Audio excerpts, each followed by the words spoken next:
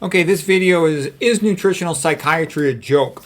And so where this is coming from is there's a lot of papers showing that, bad food can have a harmful effect on children. The Feingold diet, all kinds of allergies to food dyes and food additives, and hyperactive behavior, which you can translate that into suggesting a lot of these bad diets are probably going to cause anxiety in older persons.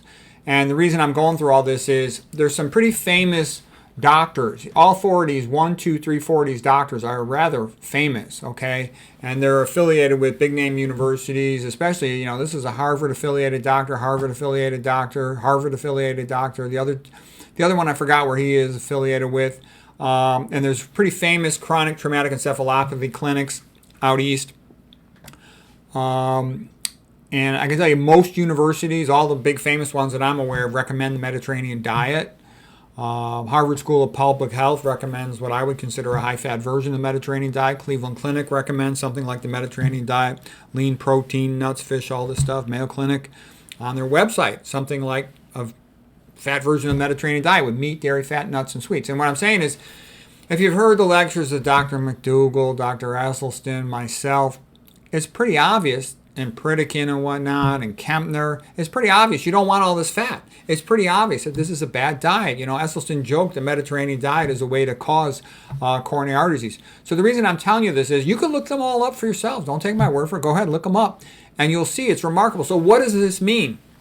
What it means is at the highest levels of prestige in the medical profession, when it comes to nutrition, they have no idea what they're talking about. What they're saying is like stupid. You'd flunk an undergraduate for saying things as stupid as what they say on a daily basis. So what that means is you, as an individual, you're on your own.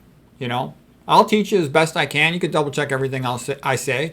You'll see that it matches with epidemiology, et cetera. It matches with the history of nutrition, and it will match with time with your personal experience. Anyways, I just thought you should see this because there's a lot of people in my experience, they sort of think to themselves, well, that's the official place, the official policy, the official person. That's the Ivy League. They must know what they're talking about. And what I'm trying to assure you is just like, back in 1700, all medical places were clueless about a lot of things. It's the same thing nowadays. They also say Mediterranean diet, and each one hears the other one say Mediterranean diet, so they all assume that we're saying the right thing. And not a single one of them has done the basic study to look up these diets, look up their long-term effects, read the studies on them, and they don't know what they're talking about. It's a big joke. And that's kind of a sad thing to say because people's lives depend on them, and they haven't done the basic studying. It's obvious. You just watch any of them. Look any of them up, read their books. I've read their books, watched their videos. You'll see. You'll be amazed.